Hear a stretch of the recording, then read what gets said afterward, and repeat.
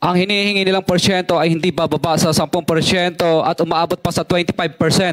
na naging kondisyon upang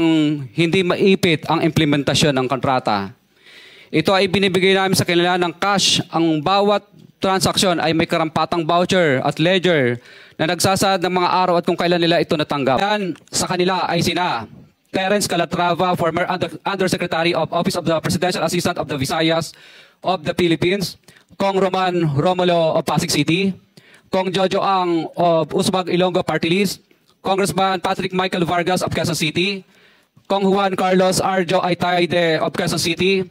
Nicanor Nicky Briones of AGA Party List, Congressman Marcelino Marcy Teodoro of Marikina, Congressman Florida Robes of San Jose del Monte, Bulacan, Congressman Leandro Jesus Madroño of Romblon, Congressman Benjamin Benji Agarao Jr., Congressman Florencio Gabriel Bem Noel of Anwaray Party List, Kong Leo de Odit Ariela of Occidental Mindoro, Congressman Reynan Arrogancia of Quezon Province,